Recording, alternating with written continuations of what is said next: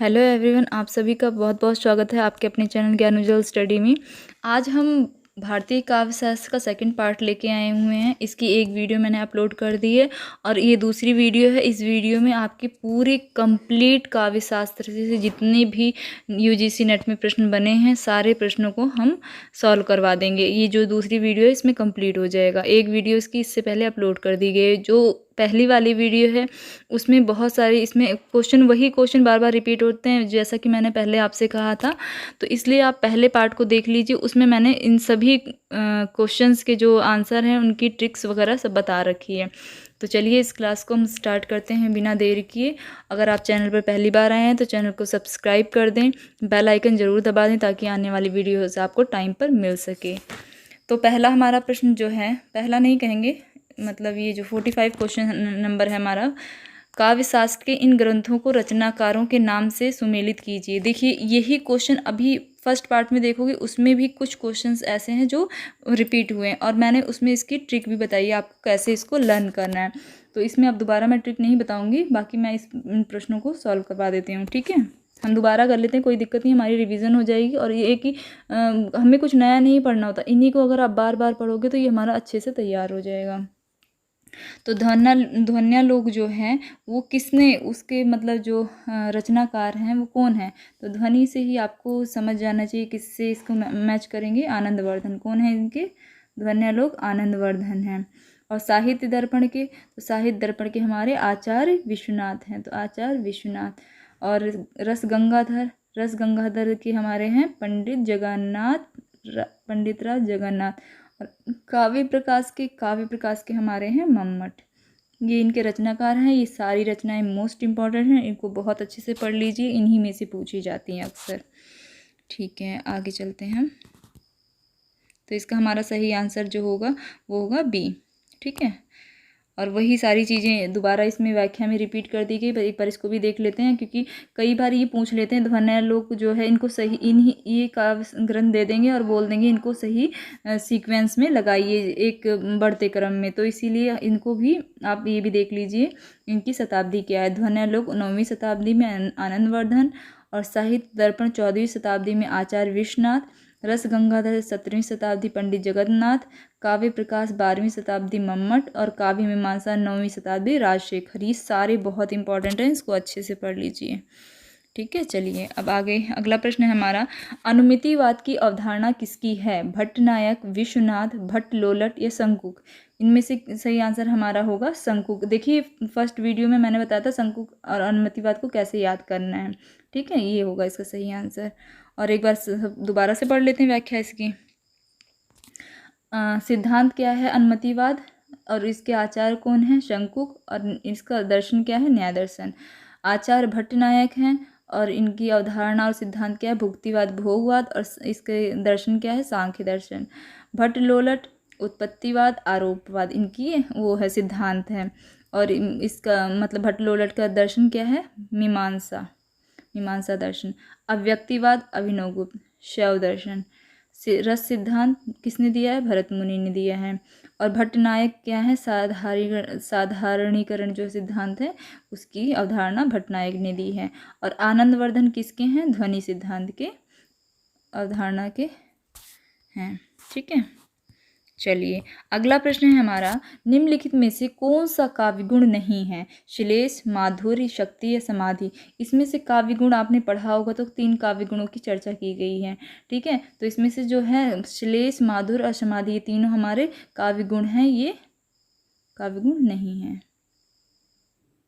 Sorry, काव्य गुण 3 नहीं, ये श्लेष जो शक्ति हमारी है ये शक्ति जो है नहीं है। ठीक है, काव्य गुण कई सारे होते हैं। अगला है हमारा प्रश्न, भक्ति को रस के रूप में प्रतिष्ठित करने वाले आचार्य। अब देखिए पहले आपने देखा था रसों की संख्या कितनी थी 8 थी, फिर उसके बाद 9, और उसी में 9वां भक्ति रस, हमारा भक्ति रस जो है ये इसको किसने प्रतिष्ठित किया। तो इसके प्रतिष्ठित करने वाले रूप गोस्वामी हैं। कौन है रूप गोस्वामी। चलिए इसको डिटेल में भी पढ़ लेते हैं। भक्ति रस को रस रूप में प्रतिष्ठित करने वाले आचार्य का रूप गोस्वामी एवं मधुसूदन सरस्वती दोनों हैं। पर रूप गोस्वामी प्रमुख माने जाते हैं। रूप गोस्वामी अपने ग्रंथ हरि भक्ति रसामृत सिंधु में मुख्य और गौण दोनों दो प्रकार के भक्ति रस माना है। रूप गोस्वामी के अनुसार भक्ति परम स्वरूप है, रस रूप है। ठीक है, चलिए अगला प्रश्न है हमारा, पाणिनि ने किस ग्रंथ के द्वारा भाषा को एक रूपता देने का प्रयास किया? महाभाष्य, अष्टाध्यायी, योग विशिष्ट या फिर बृहस्पति नीतिसार। तो पाणिनि ने किस ग्रंथ के द्वारा भाषा को एक रूपता देने, तो इसका सही आंसर होगा अष्टाध्यायी। देखिए ये अष्टाध्यायी है, ठीक है, बी आंसर इसका सही होगा। अब इसको हम डिटेल में पढ़ते हैं। पाणिनि का भाषा या ध्वनि को एक रूपता प्रदान करने वाला ग्रंथ अष्टाध्यायी 7वीं या 8वीं शताब्दी ईसा पूर्व है। पाणिनि का अष्टाध्यायी कात्यायन की वर्तिका, देखिए पाणिनि का कौन सा ग्रंथ है? अष्टाध्यायी, और कात्यायन का कौन सा है? वर्तिका, और पतंजलि का महाभाष्य। तीनों ने मिलकर व्याकरण का उच्चतम बिंदु तक पहुंचाने का कार्य किया है। अष्टाध्यायी में प्रत्याहार, सूत्र, कारक, संचितता, शब्द उत्पत्ति, पद विभाग, वर्ण विकार इत्यादि का वर्णन है। इसमें लगभग 4000 सूत्र हैं। देखिए आप एक बात सोचिए, आपके लिए प्रीवियस ईयर में ये प्रश्न बना था, ठीक है, वही प्रश्न की अगर आप व्याख्या पढ़ लेते हैं तो आपके कितने सारे प्रश्न क्लियर हो जाते हैं। अब देखिए इसमें आपको कितने सारे प्रश्न बन सकते हैं जो परीक्षाओं में व्याख्या के द्वारा, देखिए कैसे। देखिए इसमें आपसे पूछा जा सकता है पाणिनि का कौन सा ग्रंथ है? अष्टाध्यायी है, कात्यायन का वर्तिका है, और पतंजलि का महाभाष्य। देखिए 3 ग्रंथों का पूछा जा सकता है आपका फ्यूचर में, ठीक है। और इसका सबसे बड़ी बात ये देखिए कि कैसे ग्रंथ है, ये व्याकरण ग्रंथ है। और चौथा प्रश्न का उत्तर क्या है आपका कि ये जो है, जो ये कौन सा ग्रंथ अष्टाध्यायी है, इसमें कितने सूत्र हैं? इसमें लगभग 4000 सूत्र हैं। पूछा जा सकता है आपसे ना ये सारे प्रश्न, इसीलिए व्याख्या पढ़ना बहुत ज़रूरी है। और अगर आप ये पूरी दोनों वीडियो आप देख लेते हैं तो आपको काव्यशास्त्र से इसके अलावा और कुछ पढ़ने की ज़रूरत नहीं, आपके काफ़ी सारे प्रश्न बनने लगेंगे, ठीक है। चलिए अगला प्रश्न है हमारा, निम्नलिखित काव्य लक्षणों को उनके आचार्यों से के सही नामों के साथ सुमेलित कीजिए। अब देखिए जो ये क्या कहते हैं, ये इसको बोलते हैं उक्तियाँ, पंक्तियाँ जो भी हैं, इन पंक्तियों के जो जिन आचार्यों की पंक्तियाँ हैं, इसको हमने अभी 2 बार प्रीवियस जो पहले वाली वीडियो है उसमें 2 बार इसको पूछा गया। ये बहुत इंपॉर्टेंट है, इसको इसीलिए कह रही हूँ, अच्छे से कर लीजिएगा, ठीक है। शब्दार्थों सहित तो काव्यम, ये किसका है? शब्द अर्थ ही इसको ही काव्य किसने माना है? तो इसका सही आंसर होगा भामा। भामा कहाँ पर है? भामा ये है, ये भामा सेकंड, ठीक है। तद्दोषो शब्दार्थो गुणावली अलंकार कृति, सगुणावन अलंकृति, पुनः क्वापी। अब देखिए मैंने आपको पहले बताया था ना क्वापी, इसको इसी में से क्वापी पकड़ लीजिए बस। क्वापी इसका है मम्मट, इसमें क व 2 बार आधा आया ना, तो ये मम्मट का है, ठीक है। चलिए वाक्यम रसात्म काव्यम, ये किसका है? वाक्यम रसात्म काव्यम, ये है विश्वनाथ जी का। तो ये विश्वनाथ ए फर्स्ट ना, सी का फर्स्ट। डी का होगा रमणीयार्थ प्रतिपादका शब्द काव्यम, रमणीय अर्थ प्रदान करने वाला शब्द ही काव्य है। तो इसका हो गए हमारे जगन्नाथ। कौन होंगे? जगन्नाथ, ये, ठीक है। अब ये हमारा सही मैच है, तो इसका हमारा सही आंसर जो है वो होगा, इसका हमारा सही आंसर होगा सी, ठीक है। सी हमारा सही आंसर होगा इसका। और इसी का डिटेल में दिया हुआ है यहाँ पर, देख लीजिए। शब्दार्थों सहित तो काव्यम भामा, तद्दोषो पुनः क्वापी मम्मट, वाक्यम रसात्म काव्यम विश्वनाथ, रमणीयार्थ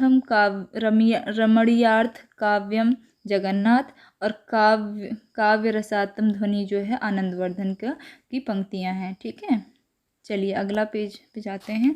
हाँ जी, फिर ये हमारा भरत मुनि ने अपभ्रंश को नाम दिया है, लोक भाषा, जन भाषा, देश भाषा या अशुद्ध भाषा, क्या नाम दिया है? तो इसका हमारा सही आंसर होगा, क्या होगा? देश भाषा। क्या नाम दिया है? देश। इसकी व्याख्या है, भरत मुनि 2री या 3री शताब्दी में अपभ्रंश को देश भाषा कहा। क्या कहा? अपभ्रंश को क्या कहा? देश भाषा कहा। कब कहा? 2री या 3री शताब्दी में कहा।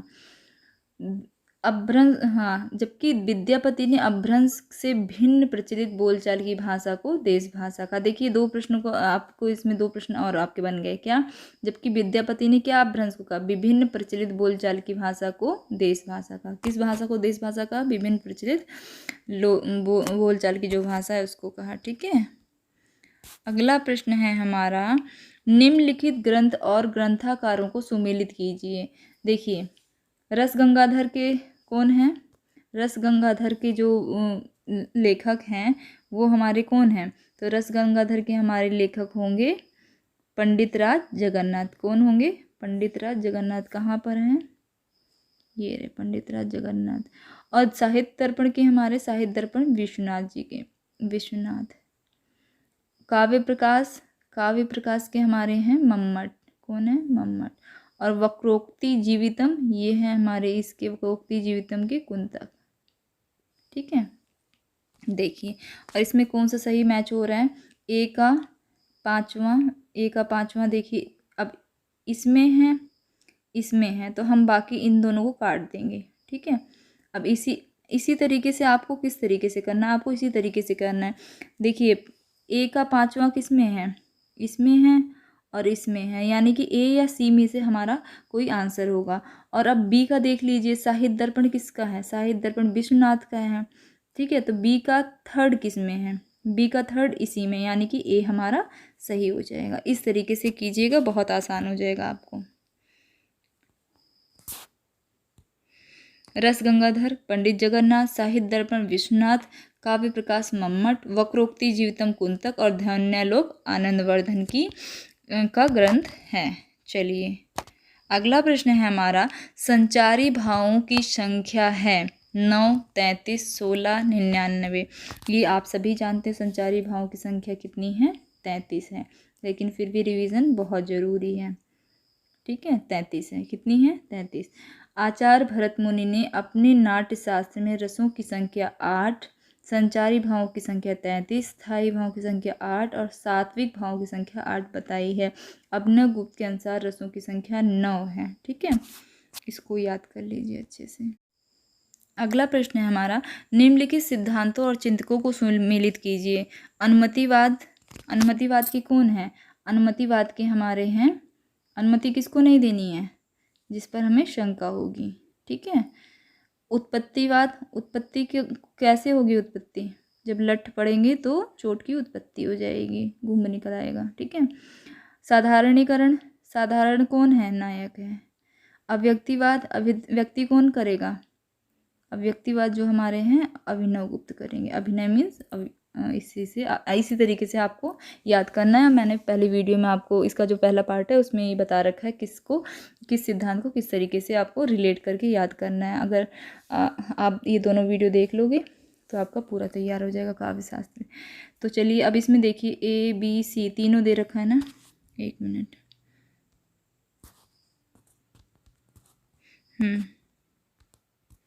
तो ये हमारा इसका जो सही आंसर होगा वो होगा ए जो है सही आंसर होगा। ठीक है। चलिए आगे पढ़ते हैं। ये तो हमने कर लिया है। भरत मुनि के रस सूत्र में निम्नलिखित में से किसका उल्लेख नहीं है? स्थायी भाव, विभाव, अनुभाव या व्यभिचारी भाव। किसका उल्लेख नहीं है? स्थायी भाव का उल्लेख नहीं है। तो इसकी व्याख्या पढ़ लेते हैं। आचार्य भरत मुनि ने अपने ग्रंथ नाट्यशास्त्र में रस सूत्र की व्याख्या की है। भरत मुनि का रस सूत्र विभाव, अनुभाव, व्यभिचारी संयोगात रस निष्पत्ति, इससे स्थायी भाव का उल्लेख नहीं किया गया। किसका नहीं किया गया? स्थायी भाव का। चलिए अगला प्रश्न है हमारा, शब्द की द्विअर्थी योजना से कौन सा अलंकार होता है? देखिए शब्द की द्विअर्थी यानी कि जिसमें 2 अर्थ की योजना हो, ऐसा कौन सा अलंकार है जिसमें द्विअर्थी योजना हो? तो अनुप्रास नहीं, वक्रोक्ति नहीं, वक्रोक्ति हाँ जी, वक्रोक्ति जो है हमारा वो है द्विअर्थी योजना वाला। ठीक है। तो इसका सही आंसर होगा वक्रोक्ति। तो चलिए इसको हम डिटेल में पढ़ लेते हैं। वक्रोक्ति अलंकार जहाँ पर वक्ता के कथन का श्रोता द्वारा वक्ता के अभिप्रेत आश्चर्य को से श्लेष अतः काकू उक्ति से भिन्न अर्थ लगाया जाए वहाँ वक्रोक्ति अलंकार होता है। वक्रोक्ति में शब्द के दो अर्थ होते हैं, जैसे गौरवशालिनी, हम प्यारी हमारी, सदा तुम्ही एक इष्ट हो न गऊ नहीं हो औषा, अलिनीहू नहीं आस काहे कहे। तो इसी तरीके से वक्रोक्ति में कुल मिला के इनका कहने का मतलब ये है, वक्रोक्ति में वक्ता का जो कथन और श्रोता है दोनों के आस से जो है, जैसे श्लेष अलंकार होते हैं इसमें अर्थ चिपके हुए होते हैं, दो या दो से अधिक अर्थ चिपके हुए होते हैं, उसी तरीके से काकू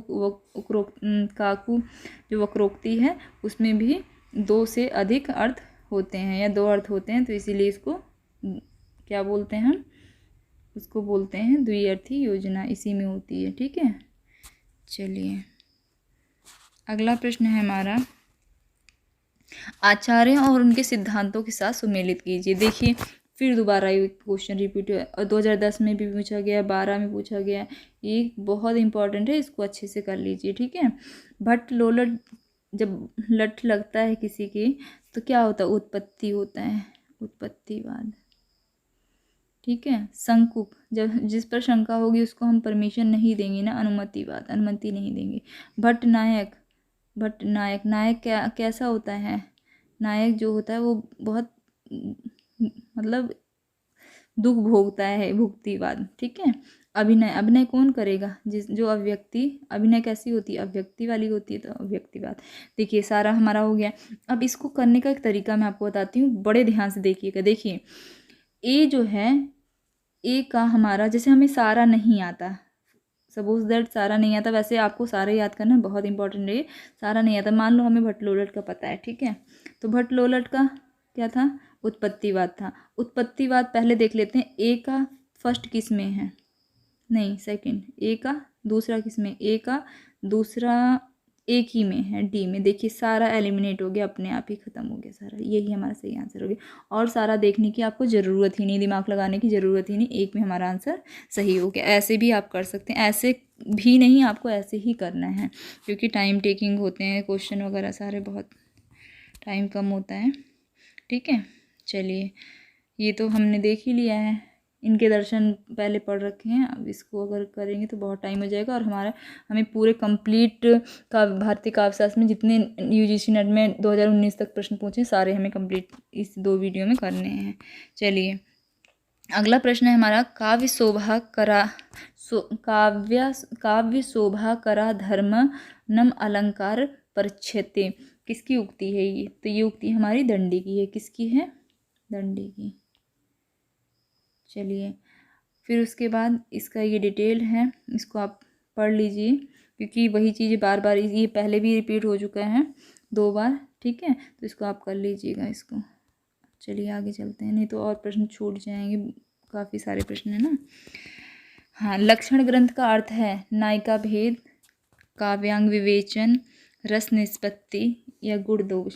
काव्य ग्रंथ का लक्षण ग्रंथ का मतलब होता है काव्यांग विवेचन। काव्य के लक्षण दोहा, सवैया, कवित इत्यादि छंदों के रूप में कवि आचार्य द्वारा निरूपण लक्षण ग्रंथ होता है।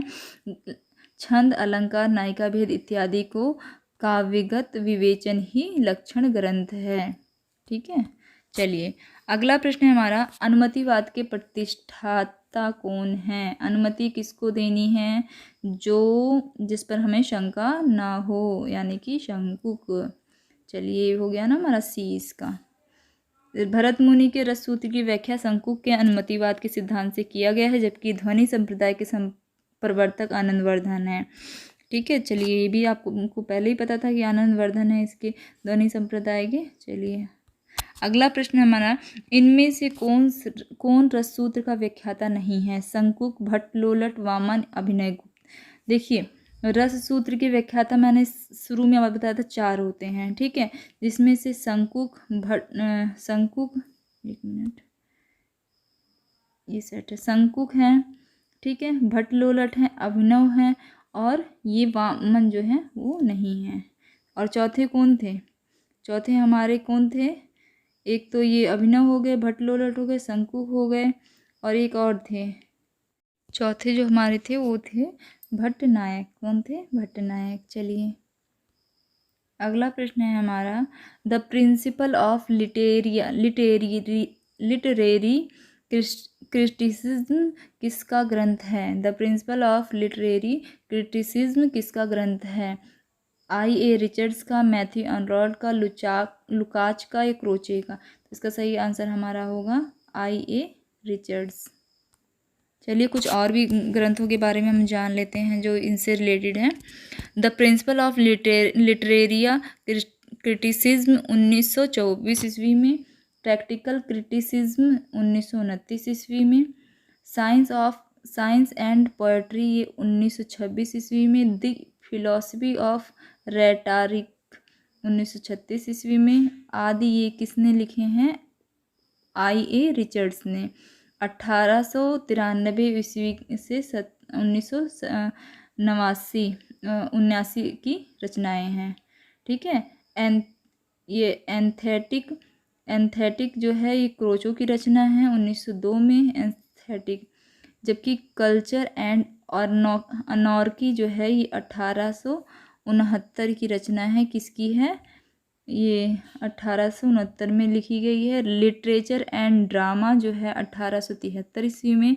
Essays on church and state ये the function of criticism at the present time ये 1877 ईस्वी में मैथ्यू अनरोल्ड की रचना है। ठीक है, चलिए आगे चलते हैं। निम्नलिखित आचार्यों का सही अनुक्रम क्या है? तो सबसे पहले हमारे जो आचार्य हैं किनका जन्म सबसे पहले हुआ, इनका एक सही अनुक्रम हमें बताना है। ठीक है, तो सबसे पहले कौन से आचार्य आए थे? तो सबसे पहले जो हमारे आचार्य हैं वो भरत मुनि हैं। तो अब देखिए भरत मुनि तो हैं, लेकिन भरत मुनि जो है सारे में वही भरत मुनि दे रखा है ना। तो इसके अलावा हमें ये जानना होगा भरत मुनि के बाद कौन है। तो भरत मुनि के बाद जो हमारे पहले आचार्य हैं वो हैं भामा। कौन है? भामा। तो अब भामा किस में है? देखिए भामा जो है, देखिए भरत मुनि जो थे वो दूसरी शताब्दी के हैं। ठीक है, द्वितीय शताब्दी के, और ये जो भामा हैं ये छठी शताब्दी के हैं। तो अब देखिए भामा किस में है? इसमें ए में है और सी में है। आपको मैं देखने का तरीका, वैसे आंसर तो लिखा हुआ है सी है, लेकिन मैं आपको तरीका बता रही हूँ कि किस तरीके से आप इसको आंसर को आसानी से देख सकते हैं। तो ये दोनों हमारे काट देने चाहिए। कौन कौन सा? ये दोनों काट देने चाहिए। अब आंसर चाहे ए में से होगा, चाहे सी, या ए में से होगा या सी में से होगा। अब भामा दोनों में है। ठीक है, उसके बाद अब तीसरे में भामा के बाद किसका नंबर आता है? तो भामा के बाद जो आता है वो विश्वनाथ जी का, अभिनव गुप्त का आता है। अभिनव गुप्त किस में है? इसमें है। तो ये हमारा सी सही हो जाएगा। ठीक है, चलिए इसको हम डिटेल में एक बार देख लेते हैं।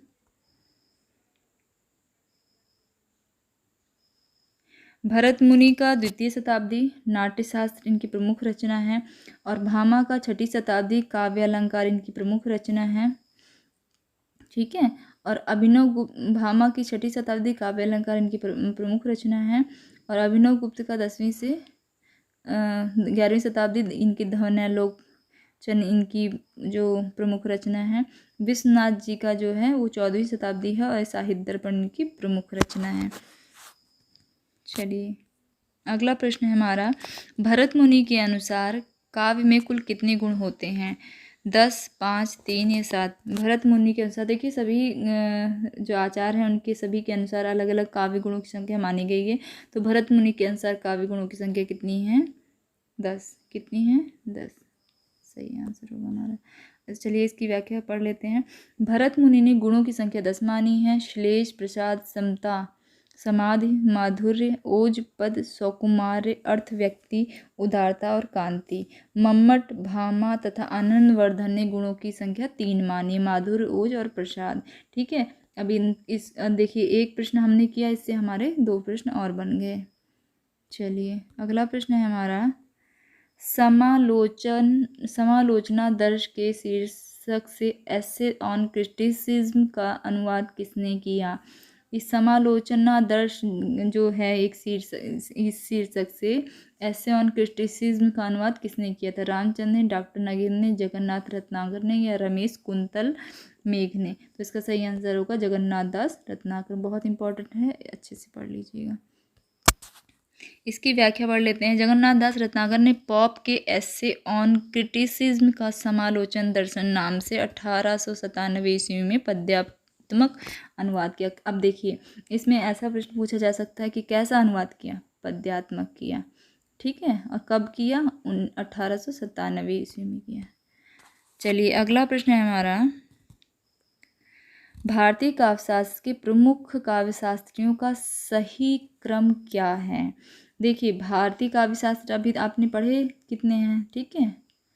अब इनका क्या आपको प्रमुख इनका क्रम बताना है। क्या बताना है? क्रम बताना है। तो सबसे पहले आनंदवर्धन है, भरत मुनि है, जगन्नाथ है या फिर विश्वनाथ है। तो सबसे पहले आपके तो भरत मुनि, कहीं भी दिखे तो भरत मुनि सबसे पहले होंगे। क्या होंगे? भरत मुनि। उसके बाद देखिए, भरत मुनि और किसी में नहीं है ना, तो आपका यहीं पे आंसर सही हो जाता है। देखिए बी है ना, यहीं पे सही हो जाता है। लेकिन आपको फिर भी सारा पता होना चाहिए कि किसका कौन सा जो क्या कहते हैं आचार्य हैं वो पहले आए हैं, ठीक है। तो चलिए हम इसको कर लेते हैं। तो जो ये भरत मुनि हैं ये दूसरी शताब्दी के हैं। अभी भरत मुनि की जगह और कोई देते तो हमें दिक्कत हो जाती, तो इसलिए हम सारा जान लेते हैं, ठीक है। चलिए, जो भरत मुनि हैं वो दूसरी शताब्दी के हैं, आनंदवर्धन 9वीं शताब्दी, विश्वनाथ 14वीं शताब्दी और जगन्नाथ जो हैं हमारे वो 17वीं शताब्दी के हैं। चलिए अगला प्रश्न, निम्नलिखित सिद्धांतों को उनके विचारकों के साथ सुमेलित कीजिए। अभी इधर सिद्धांत दे दिए हैं और इधर हमारे विचारक दे दिए हैं। अभिव्यंजनावाद किसका है? अभिजात्यवाद और अस्तित्ववाद और विखंडनावाद। तो इसका है अभिजात्यवाद जो है हमारा वो है टी.एस. इलियट का। किसके हैं अभिव्यंजनावाद? टी.एस. इलियट का। तो पहले का ए का फर्स्ट ही होगा, ठीक है। और जो फिर उसके बाद अभिजात्यवाद, अभिजात्यवाद जो है हमारा नहीं गलत है, एक मिनट।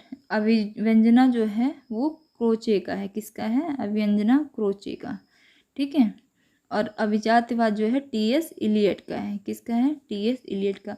अस्तित्ववाद, अस्तित्ववाद जो हमारा है वो है सार्त्र का। किसका है?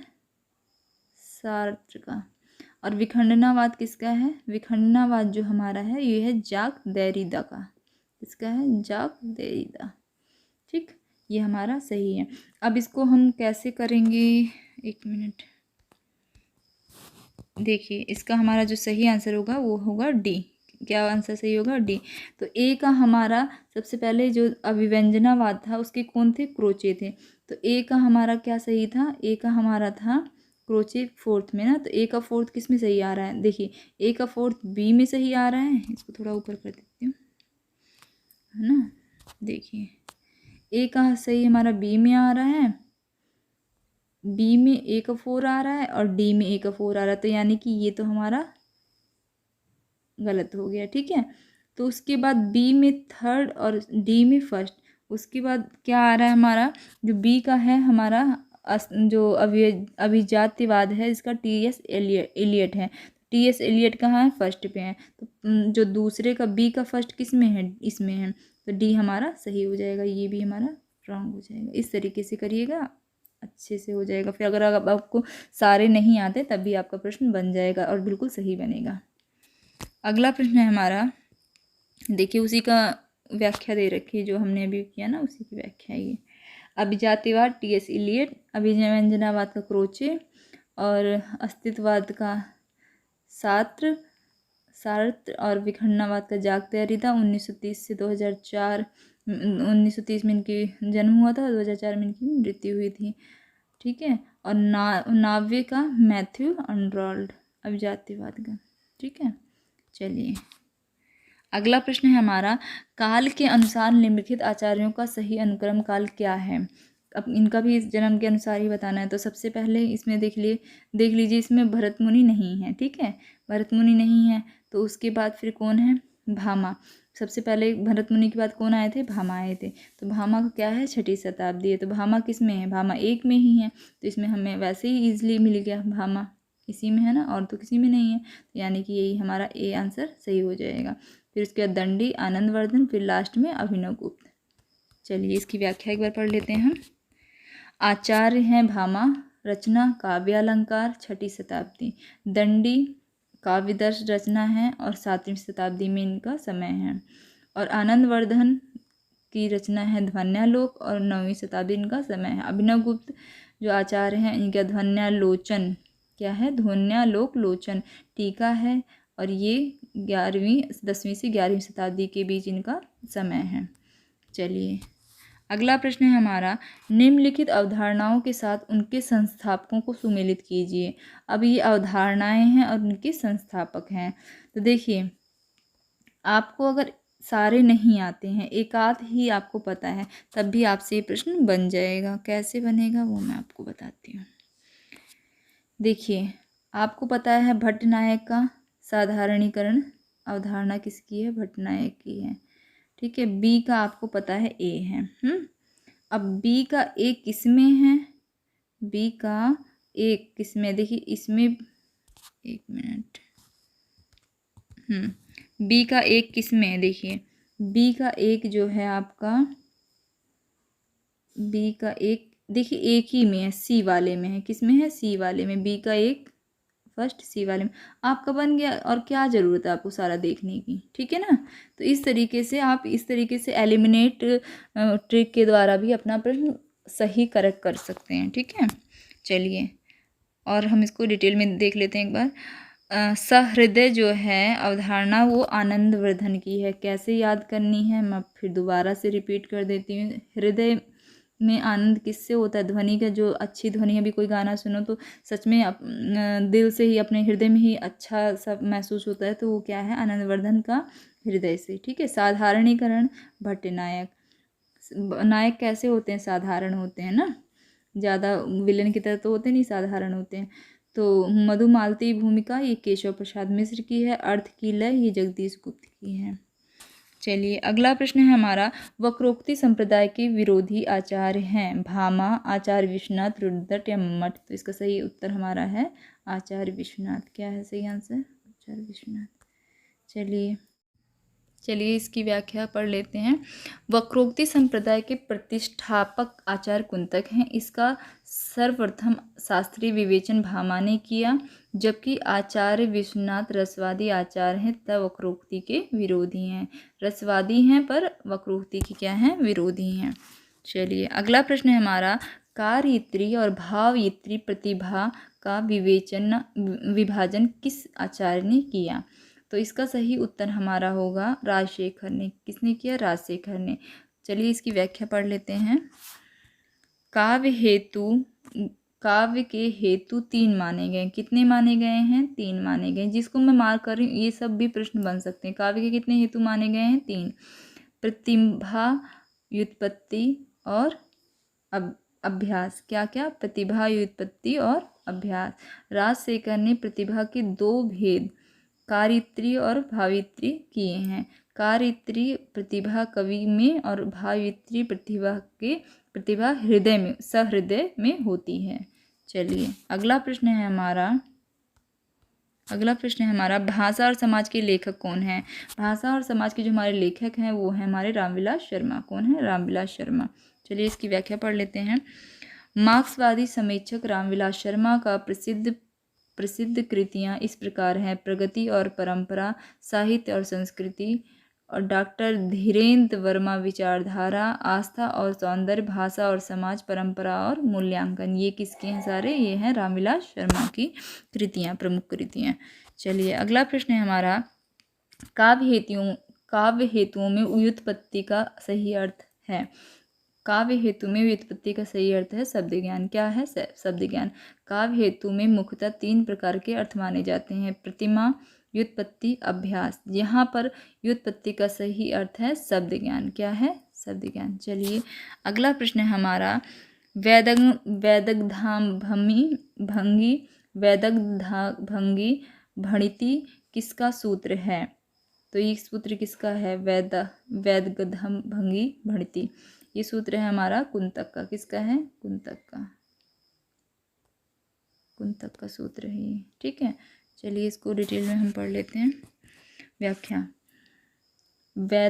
वैदग्धाभंगी भणिति ये चमत्कार पूर्व कथन है, ये कुंतक का है।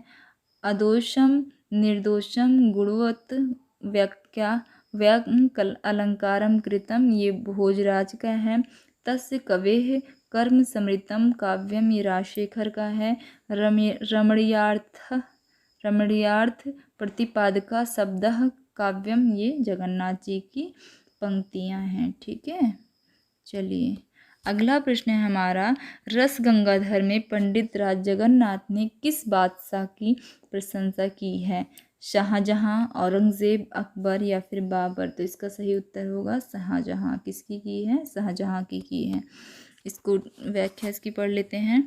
पंडित जगन्नाथ शाहजहां के समकालीन थे तथा उनके दरबार में रहते थे। पंडित राज की उपाधि शाहजहां ने ही दी थी। रस गंगाधर में पंडित राज ने अपने आश्रयदाता शाहजहां की प्रशंसा की है। किसमें की है? अब देखिए ये भी प्रश्न बन सकता है कि शाहजहां की प्रशंसा किसमें की है? तो इसमें रस गंगाधर ने की है, पंडित राज ने। अगला प्रश्न है हमारा, काव्य अलंकार किसकी रचना है? भामा, राजशेखर, दंडी या रुद्रभट्ट? किसकी है? तो इसका सही उत्तर हमारा है भामा। किसकी है काव्य अलंकार? भामा की रचना है। ठीक है, इसको अब हम डिटेल में पढ़ लेते हैं।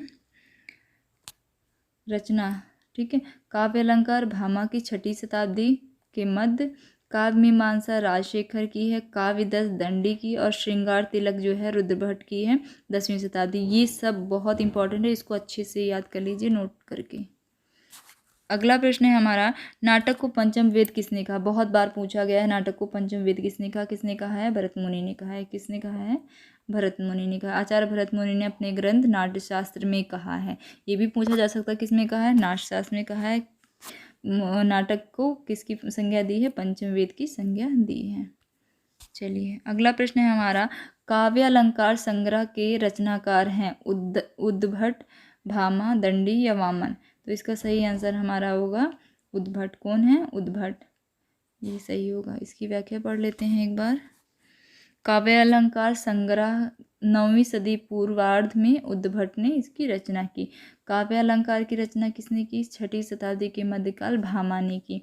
काव्य दर्श, देखिए सबका नाम जैसे कुछ सेम सा लग रहा है ना, मिलता जुलता, तो इसको इसलिए बहुत अच्छे से आप पढ़ना, और पूछी भी जाती हैं सारी रचनाएं। काव्य दर्श दंडी, देखिए दर्श दंडी आप ऐसे याद करना, दर्श को पकड़ लीजिए सिर्फ ओनली, काव्य काव्य तो सब में, दर्श दंडी। काव्य अलंकार वामन, काव्य अलंकार सूत्रवृत्ति, देखिए काव्य अलंकार, एक तो काव्य अलंकार भामा का है, काव्य अलंकार संग्रह है उद्भट का, और काव्य अलंकार सूत्रवृत्ति जो है वो वामन की है।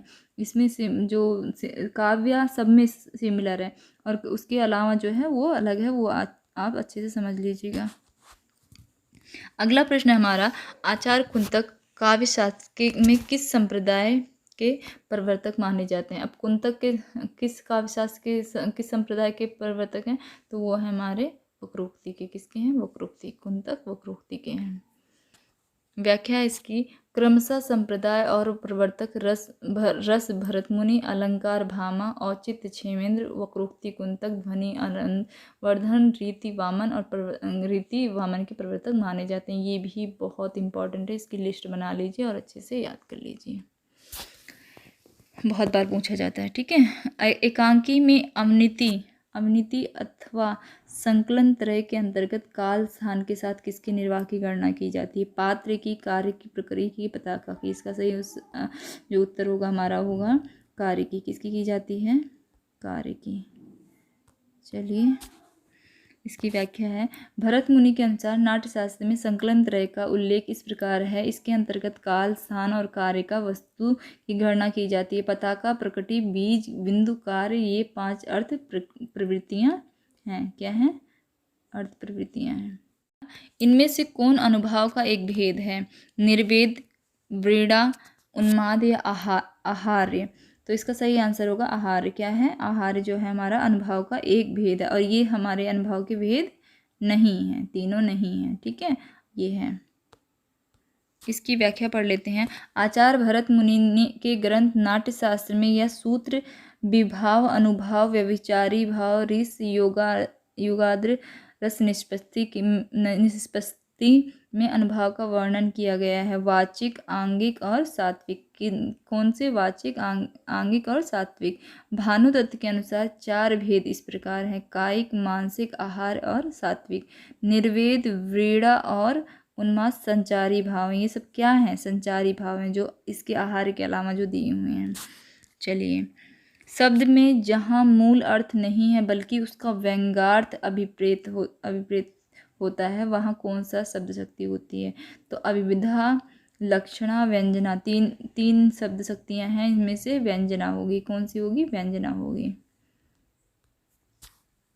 अब तीनों के बारे में अच्छे से जान लो कि कैसे, कब, कौन सी शब्द शक्ति होगी, किस कंडीशन में। ठीक है, देखिए, अभिधा जो शक्ति है वो रस में, शब्द में जहाँ मूल अर्थ है, बस इतना समझना, मूल अर्थ, मुख्य अर्थ, इसी बस चीज़ को पकड़ लीजिए, वहाँ क्या होगी? अभिधा शक्ति होगी। और इसका ये रस सिद्धांत है। इनका सिद्धांत क्या है? रस सिद्धांत है। जो अभिधा की शक्ति का सिद्धांत है वो रस सिद्धांत है। एक मिनट, हाँ।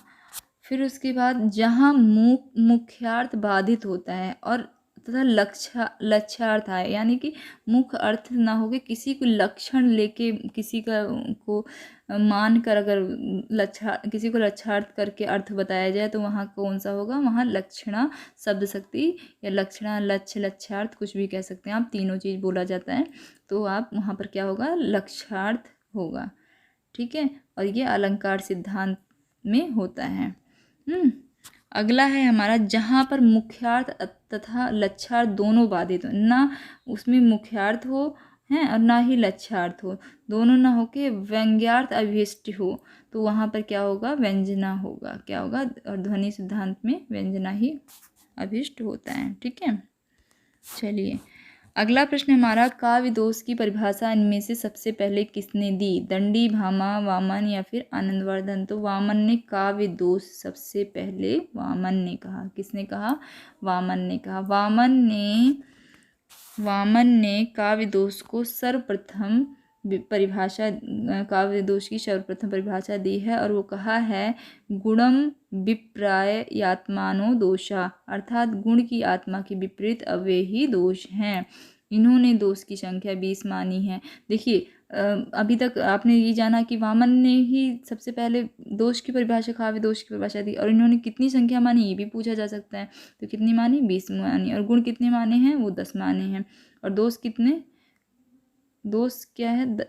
ये दोष की संख्या जो है, एक मिनट, इन्होंने दोषों की संख्या 20 मानी है, 10 गुण दोष और 10 अर्थ दोष।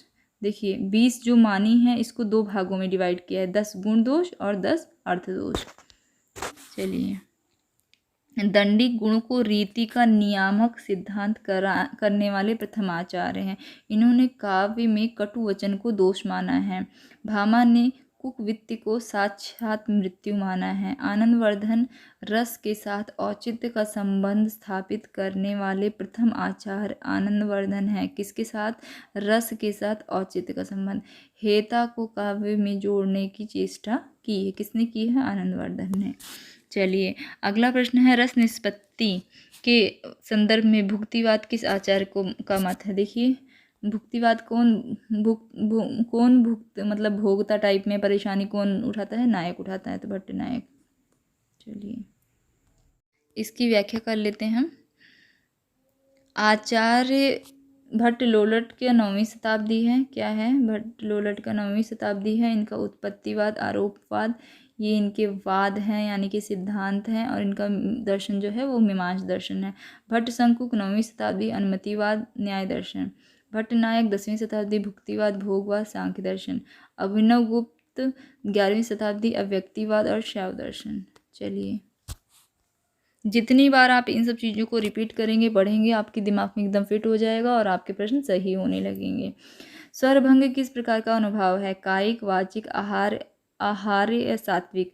तो इसका सही आंसर होगा सात्विक। क्या होगा सही आंसर? सात्विक। स्वरभंग किस प्रकार का अनुभव है? सात्विक। अब इसको भी पढ़ लीजिए, पूछा इसमें से भी प्रश्न बनते हैं। अनुभाव 4 प्रकार के होते हैं, जो इस प्रकार हैं। सात्विक अनुभाव, इसके मानसिक भाव भी कहते हैं। यह पवित्र माना जाता है। इसके 8 भेद हैं। कौन कौन से? स्तंभ, स्वेद, रोमांच, स्वरभंग, कंप, वैवर्ण्य, अश्रु और प्रलय। ठीक है, और दूसरा जो है, ये तो सात्विक अनुभव हो गया, और दूसरा जो है कायिक। कायिक में शारीरिक चेष्टाओं को प्रकट करना। वाचिक में वाणी का प्रयोग करना। आहार्य आहार में वस्त्र आभूषण सज्जा द्वारा आकर्षित करना। तो ये क्या है, ये 4 प्रकार के अनुभाव हैं, अनुभाव। ठीक है, चलिए अगला प्रश्न हमारा, निम्नलिखित में से कौन सा श्रृंखला मूलक अलंकार नहीं है? कारणमाला, मालादीप, एकावली, काव्यलिंग। तो इसका हमारा सही उत्तर होगा काव्यलिंग। काव्यलिंग क्या है, श्रृंखला मूलक अलंकार नहीं है। अब इसको जान लेते हैं, श्रृंखला मूलक अलंकार क्या है। जहाँ पर क्रम से या श्रृंखलाबद्ध वर्णन इस प्रकार से हो कि आगे के लिए कड़ी या माला बनती जाए, वहाँ पर करुणा माला, माला दीपक, एकावली अलंकार होता है। ठीक है, परंतु जहाँ युक्ति के द्वारा कारण देखकर पद वाक्य के अर्थ का समर्थन किया जाता है, वहाँ काव्यलिंग अलंकार होता है। चलिए अगला प्रश्न है हमारा, इनमें से किस हिंदी आलोचक ने साधारणीकरण की व्याख्या की है? नागेंद्र, नंद दुलारी वाजपेयी, हजारी प्रसाद द्विवेदी या नामवर सिंह। तो इसका सही उत्तर होगा नागेंद्र। और इसके बारे में डिटेल में पढ़ लेते हैं। साधारणीकरण के प्रणेता आचार्य भट्टनायक हैं। हिंदी में डॉक्टर नगेंद्र ने साधारणीकरण की व्याख्या देते हुए कहा है कि कवि की भावना ही साधारणीकरण है। आचार्य शुक्ल ने आलम्बन धर्म का साधारणीकरण माना है। श्याम सुंदर दास ने भावक या पाठक को साधारणीकरण माना है। अगला प्रश्न है हमारा, श्लेष अलंकार कितने प्रकार के होते हैं? श्लेष 2 प्रकार के होते हैं। कितने प्रकार के होते हैं? 2। अभंग श्लेष और शबंग श्लेष कहाँ हैं? हाँ, श्लेष अलंकार का अर्थ होता है चिपका हुआ, अर्थात जहाँ एक ही शब्द में कई सारे अर्थ चिपके हों उसे क्या कहते हैं? श्लेष अलंकार कहते हैं। और श्लेष के 2 भेद हैं, अभंग और शबंग। चलिए जल्दी जल्दी कर लेते हैं, बस अभी कुछ ही क्वेश्चन बचे हुए हैं, पेशेंस बना के रखिए। ठीक है, अगर आप ये दोनों वीडियो हो जाएगी आपकी कंप्लीट, आपका पूरा भारतीय काव्यशास्त्र कंप्लीट हो जाएगा। कहीं जाइएगा नहीं, पूरी वीडियो देखिए। निम्नलिखित में से कौन सा शब्द अलंकार नहीं है? श्लेष, विप्सा, उपमा या वक्रोक्ति। तो कौन सा नहीं है शब्द अलंकार? तो हमारा इसका सही आंसर है उपमा। ये बहुत पूछा जाता है प्रश्न, कौन सा शब्द अलंकार नहीं, कौन सा अर्थ अलंकार नहीं। इसको भी अभी हम इसकी व्याख्या पढ़ लेते हैं। हाँ, तो इसकी व्याख्या है, जहाँ शब्दों के द्वारा काव्य में चमत्कार पैदा होता है वहाँ शब्द अलंकार अब होता है। क्या होता है? शब्दों के द्वारा चमत्कार पैदा हो तो वहाँ क्या होता है? शब्द अलंकार, शब्दों के द्वारा चमत्कार। जहाँ और कौन से हैं वो अलंकार जो शब्द अलंकार हैं? अनुप्रास, यमक, श्लेष, वक्रोक्ति, विप्सा। ये 4 जो हैं हमारे 5 जो हैं ये हैं शब्द अलंकार। जहाँ अर्थ के द्वारा वाक्य में काव्य में चमत्कार पैदा हो वहाँ क्या हो? अर्थ अलंकार होता है। उपमा, रूपक, उत्प्रेक्षा, दीपक, अतिशयोक्ति, व्यतिरेक, उदाहरण, संदेह, भ्रांतिमान, ये सब क्या हैं? ये सारे हैं हमारे अर्थ अलंकार, अर्थ के द्वारा जहाँ पर चमत्कार पैदा होता है। चलिए ये भी अच्छे से कर लीजिएगा, बहुत पूछा जाता है ये टीजीटी पीजीटी सभी उसमें साहित्य जिसमें काव्य भारतीय काव्यशास्त्र आता है। अगला प्रश्न हमारा, निम्नलिखित में से कौन सा कथन आचार्य विश्वनाथ का नहीं है? रस अखंड, रस स्वप्रकाश, रस के विध्यांतर स्पर्श शून्य है, रस अपने आकार से भिन्न रूप में आस्वादित किया जाता है। तो इसमें कौन सा है? इसका सही आंसर होगा हमारा डी। कौन सा कथन आचार्य विश्वनाथ का नहीं है? तो ये डी जो है आचार्य विश्वनाथ का नहीं है। क्या है? नहीं है। और बाकी ये सारा आचार्य विश्वनाथ के कथन हैं। ठीक है, इसको डिटेल में पढ़ लेते हैं।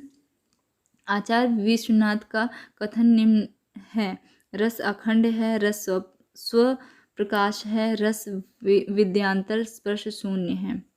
चलिए अगला प्रश्न है हमारा, ध्वन्यालोक किस शताब्दी का ग्रंथ है? 7वीं शताब्दी का, 8वीं शताब्दी का या फिर 9वीं शताब्दी का? तो ध्वन्यालोक कब का है? तो हमारा है 9वीं शताब्दी का। ध्वन्यालोक 9वीं शताब्दी का ग्रंथ है जिसकी रचना आनंदवर्धन ने किया था। आनंदवर्धन ने काव्यशास्त्र में ध्वनि संप्रदाय का प्रवर्तन किया था। काव्यशास्त्र में किसका प्रवर्तन किया था? ध्वनि संप्रदाय का। इनमें से कौन सा विचारक मार्क्सवादी है? लियो लवेंथल, जॉर्ज ल्यूकाच, जॉक देरिदा, इपोलित तेन। तो इसमें सही आंसर हमारा होगा जॉर्ज ल्यूकाच। इसके व्याख्या में दे रखा है, जॉर्ज ल्यूकाच एक पाश्चात्य काव्यशास्त्री में मार्क्सवादी विचारक हैं, जबकि लियो लेवेंथल, इपोलित सेन, जॉक देरिदा आदि आधुनिकतावाद विचारक के पाश्चात्य काव्यशास्त्री हैं। अगला प्रश्न हमारा बायोग्राफिया लिटरेरिया का प्रकाशन वर्ष है 1795 ईस्वी, 1772, 1817 या फिर 1840। तो इसका सही आंसर होगा हमारा 1817। क्या होगा? 1817। चलिए इसकी व्याख्या पढ़ लेते हैं। बायोग्राफिया लिटरेरिया 1817 ईस्वी, सैमुअल टेलर कॉलरिज 1772 से 1834 ईस्वी में इसकी रचना की गई। इनका जन्म इंग्लैंड में हुआ था। कॉलरिज की अन्य महत्वपूर्ण रचनाएं हैं द फ्रेंड 1817 ईस्वी, एड्स टू रिफ्लेक्शन ये 1825 ईस्वी में, चर्च एंड स्टेट 1830 ईस्वी, कन्फेसेस ऑफ एन इक्वायरिंग स्पिरिट ये 1840 ईस्वी में। आदि रचनाएं इनकी हैं। किनकी हैं? ये है कॉलरिज की। ठीक है, चलिए अगला प्रश्न है हमारा, निम्नलिखित में से डॉक्टर जॉनसन की कृति कौन सी है? Rambler, science and poetry, illusion and reality और एस्थेटिक कौन सी है? तो इसका सही आंसर होगा रैम्बलर। क्या है? रैम्बलर। तो फ्रेंड्स इतनी ही थी ये जो हमारी क्या कहते हैं काव्यशास्त्र के जो क्वेश्चंस थे, इतने ही थे। इनमें आपको पूरा जितना यूजीसी नेट में 2019 तक की जितने भी क्वेश्चंस बने हैं वो सारे क्वेश्चन मैंने इन दो वीडियो में कवर कर लिए हैं। और उन क्वेश्चंस के अलावा जो व्याख्या हमने की है इससे जो जुड़े हुए प्रश्न हैं, जो आने की संभावना है, वो भी हमारे क्लियर हो गए। अगर आप ये दोनों वीडियो आप देख लेते हैं पूरी कंप्लीट, तो फिर आपका काव्यशास्त्र पूरी तरह से तैयार हो जाएगा। ये वीडियो आपको कैसी लगी ज़रूर बताइएगा कमेंट करके। अगर आपको वीडियो अच्छी लगी हो तो लाइक कर दीजिएगा, अपने फ्रेंड्स के पास शेयर कर दीजिएगा जो आप यूजीसी नेट की हिंदी से तैयारी कर रहे हो, पेपर 2 की तैयारी कर रहे हो, उनके पास आप ये सेंड कर दीजिएगा। Thank you very much.